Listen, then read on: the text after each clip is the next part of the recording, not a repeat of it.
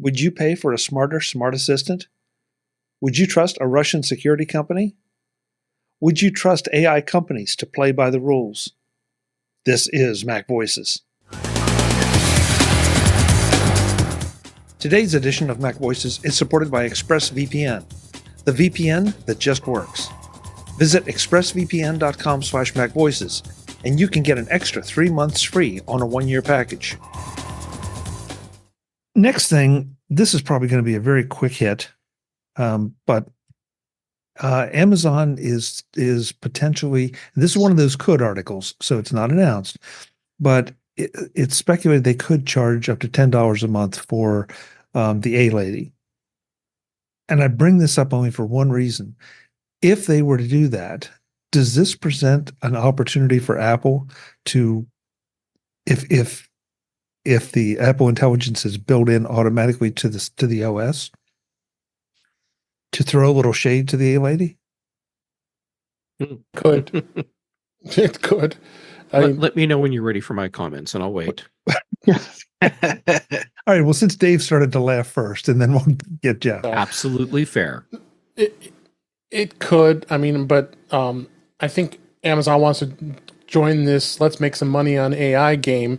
Like you're paying for ChatGPT, you're paying for Copilot, you're paying for all and these other AI like tools. So they're trying to jump on that bandwagon to take advantage of it because it costs them money to have AI and to access it. Where Apple is making themselves look, okay, we're allowing you to use ChatGPT, we're partnering with them to a point.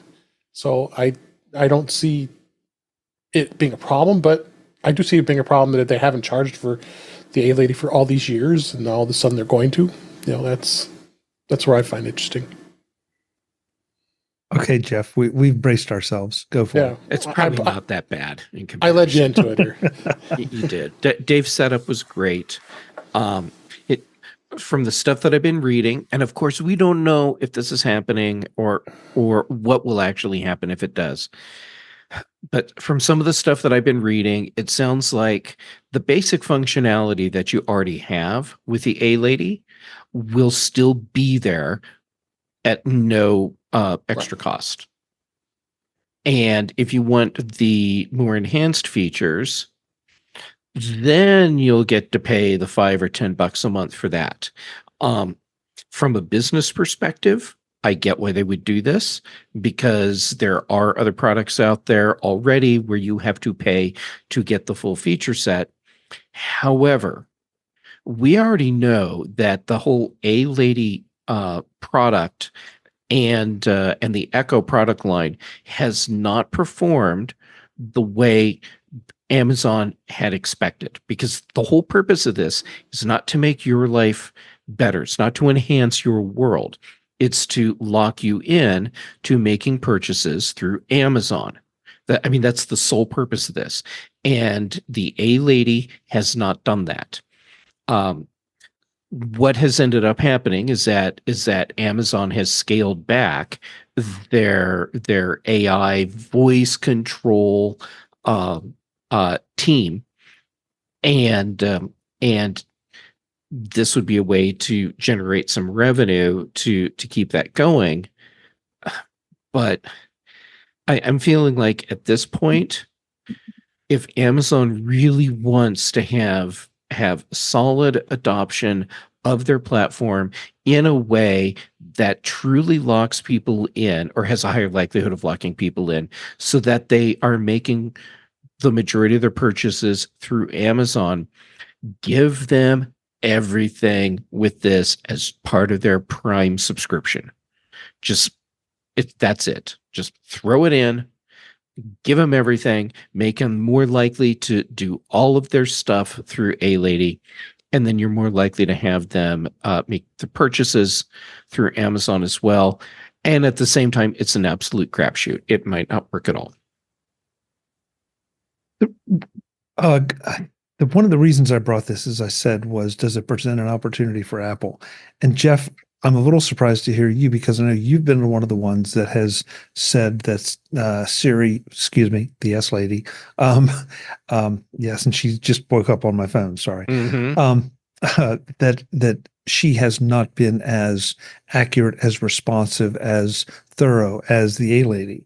And No, so what to I hear, said is that she's crap with her responses and her ability to understand you.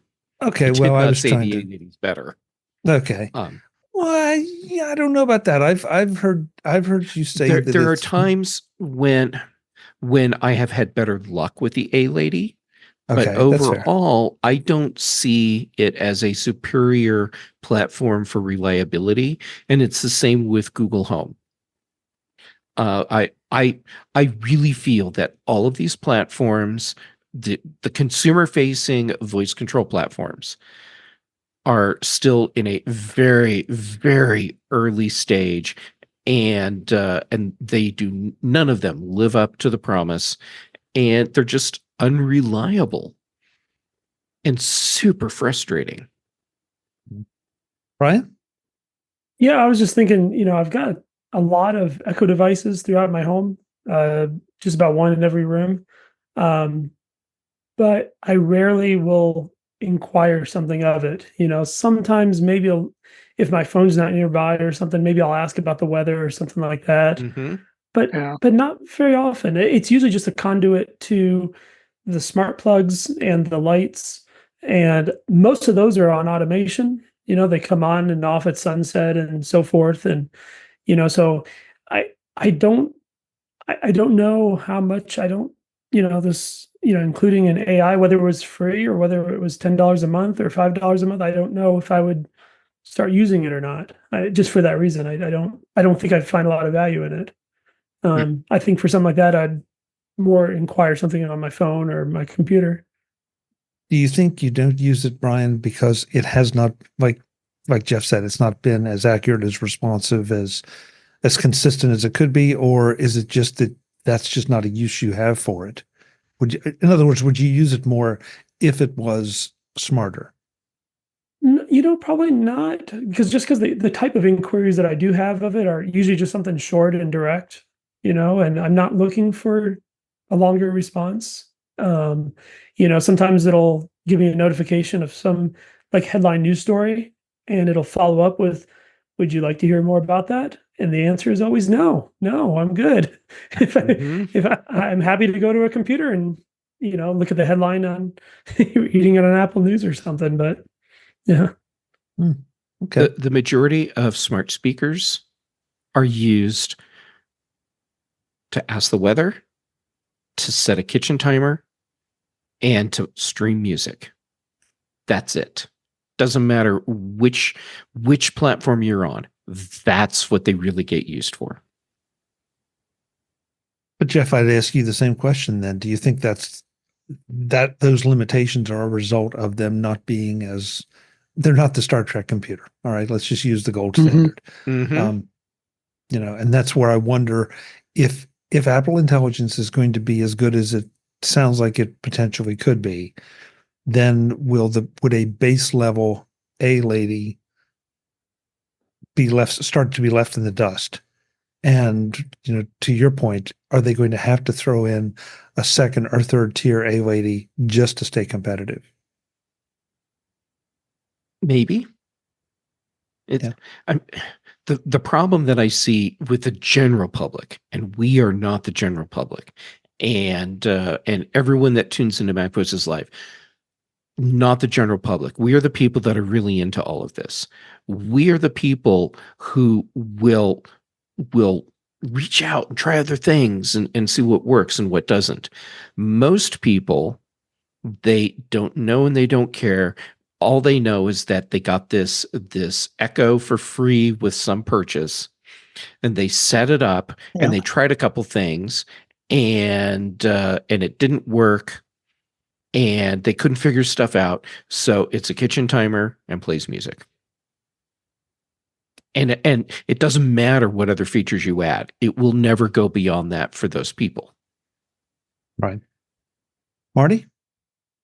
Yeah, I'm agreeing with all the comments. I see the A lady and use it for weather in the morning, use it for nap timer because I have one in my bedroom and it's just easy for me to ask for an hour nap.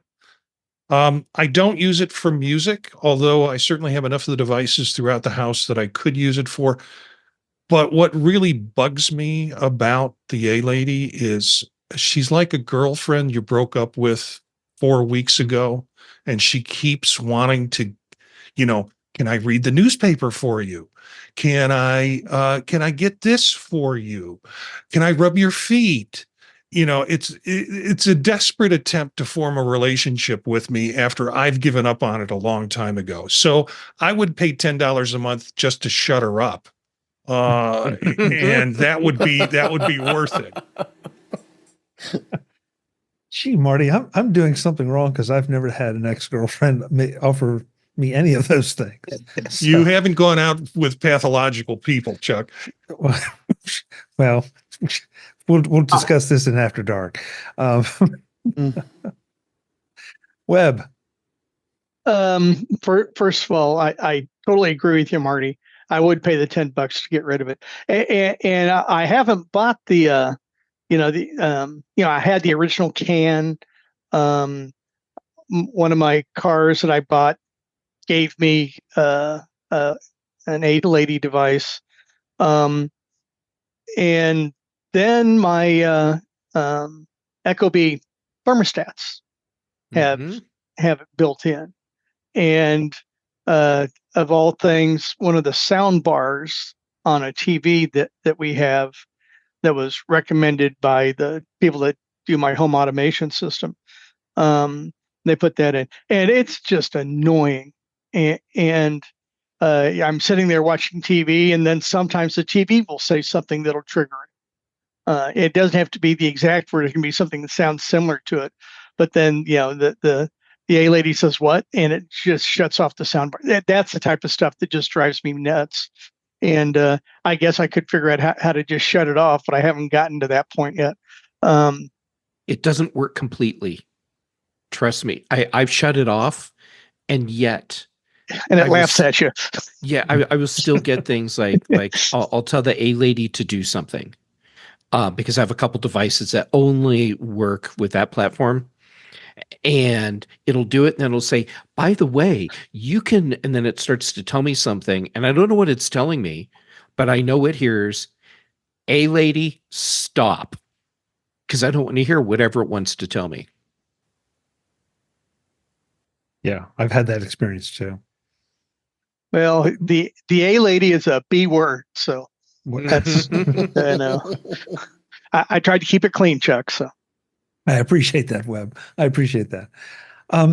In our private chat, Jeff and Brian are going back and forth about, and something, I don't think I've ever had this experience or seen this, but apparently that there are times, and I'm going to ask both of you how you found out.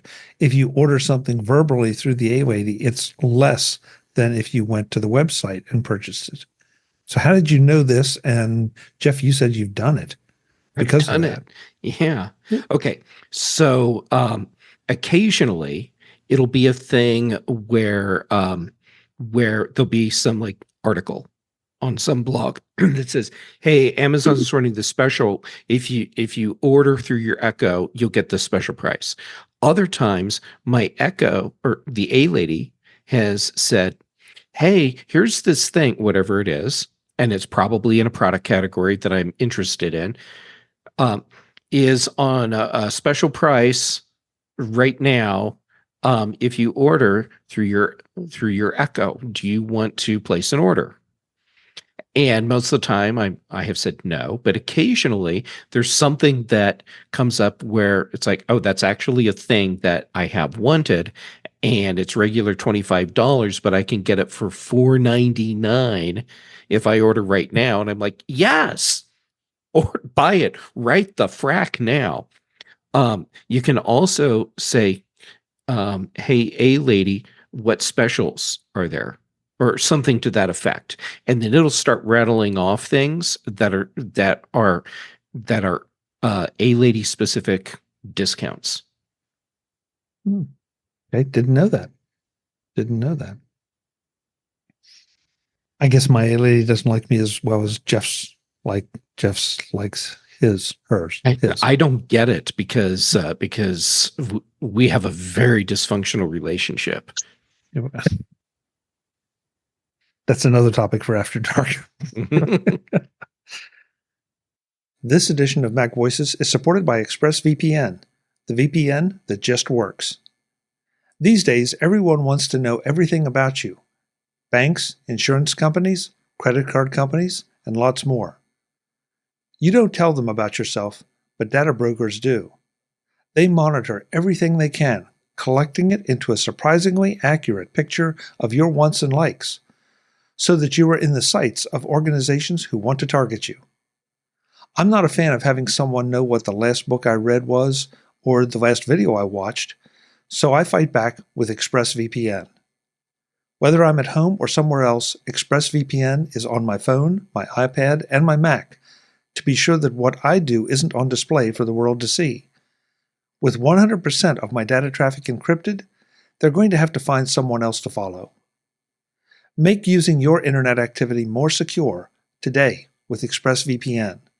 Simple to set up, simple to use, with no performance hit. Protect your online privacy today by visiting expressvpn.com/MacVoices. That's ExpressVPN, expressvpn.com/MacVoices. And you can get an extra 3 months free. expressvpn.com/MacVoices.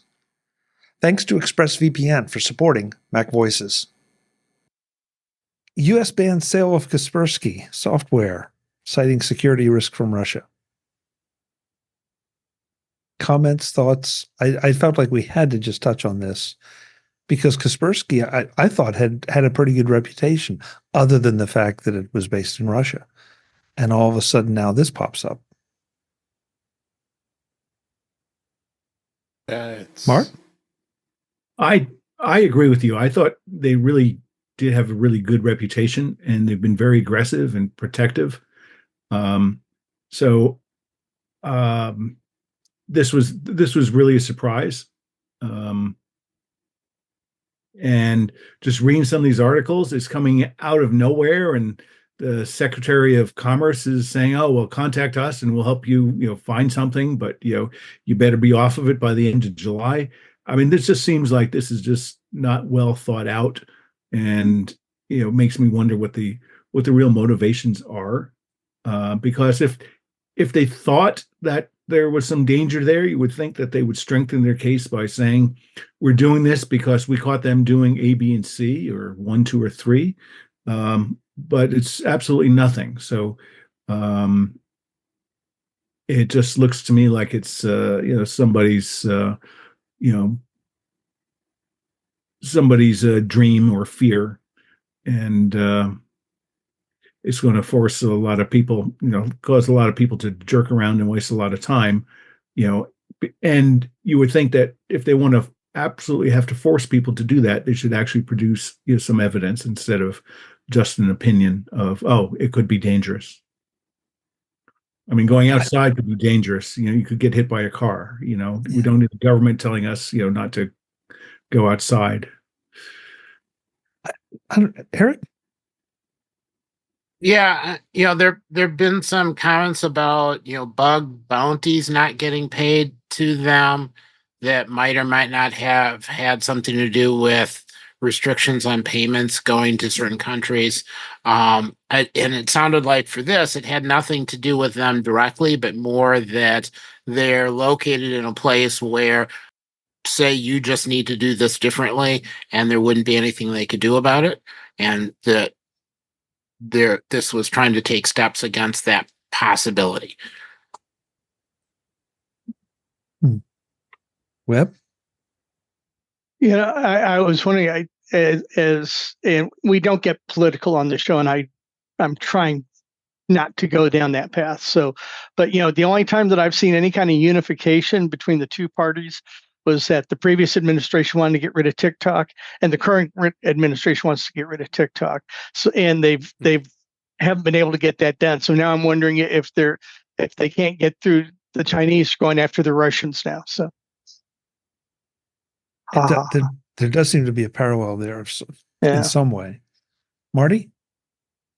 Yeah, I originally thought about the TikTok thing too, just like Web did, that they seem to be going after foreign entities that have business and connections that could be security risks.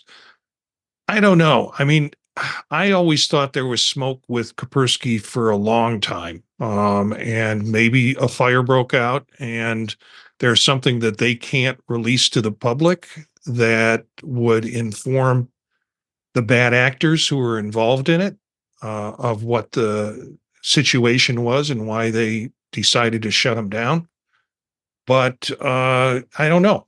I don't know. I think it doesn't surprise me that they've been silent about it and they're trying to help consumers as much as possible make the shift. The only thing that, and sort of piggybacking on something you put in our chat, Marty, that if they have a good reason, do they not want to let the bad guys know that they know? They don't want to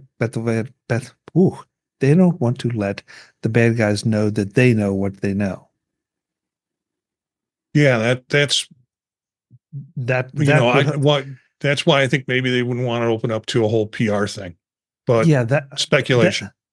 Well, it's speculation, but that's a theory that at least feels like there's some logic to it. And since we brought up the TikTok thing, it seems like I'm not going to say because I haven't really counted it out, but the majority of representatives that have seen the confidential presentations about TikTok come out of those presentations saying, "Yeah, we need to ban it." I mean, there are very few people that are saying, "Yeah, it's not a big deal." So I don't know what they've seen that we don't know, but it seems to be pretty decisive. That's fair. And if it's true with Kaspersky, they should be presenting to things so that we have, congressmen or senators coming out and saying, "Oh my God, this is shocking. We need to get rid of it." Yeah, we need more transparency. Even if it is, sort of through a trusted party. Yeah, that's an interesting comment there, Mark. An interesting categorization. Who is a trusted party at this point? And I don't mean political party. I mean, who is a trusted individual? Depending on which side of the aisle you favor, it could be, one that the other side would say, well, that they don't know their head from a hole in the ground. So, but when you see both sides, you start to think maybe there's a little fire where there's some smoke. I don't know if this will just spark a huge debate or not, but I'll bring it up anyway. That AI companies are reportedly still scraping websites despite the protocols meant to block them. And Jeff, can I turn to you and just get you to give us a 30-second explanation of the robot.docs.txt files that would theoretically block these, or if they were respected, block them? Okay, super high level. With websites robot.txt file, it tells search engines where they're allowed to look on the site to parse data. So, like for Google, you don't want your website crawled for searchability, then then that goes into your robot.txt file. And the things that you put into your website to indicate to LLM and AI companies to not scrape your data, it's the same sort of thing. Here's the thing, though: just because you've put that into your site, hey, do not search, do not scrape, all of that, it doesn't mean that the companies that are getting that notice are going to comply with it. It's just a thing that you're saying, hey, don't do this, and you're trusting that the companies that are crawling or scraping are going to honor that. And in many cases they do. However, the fact that these AI companies are not honoring this. At least some of them aren't. No surprise at all. The track record that I've seen is that in many cases, these companies feel that they are entitled to whatever content they want. And I mean, they go around paywalls in some cases to get at content. So, yeah. But at the same time, there are search engines out there that are completely disregarding all of this as well. So there you go.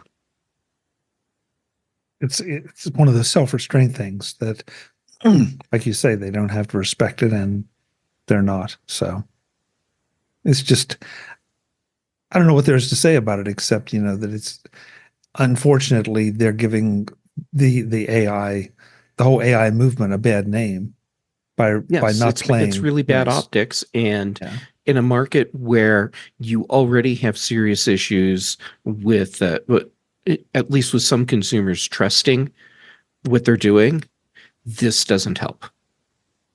Visit MacVoices.com for show notes and to connect with Chuck on social media. Get involved in our Facebook group or like our Facebook page, and get more out of your Apple tech with MacVoices Magazine, free on Flipboard and on the web. And if you find value in it all, consider supporting us through either our Patreon campaign at patreon.com/MacVoices, or by making a one-time donation via the PayPal link on our front page and in the show notes of each episode. You will join these fine people who help bring you Mac Voices.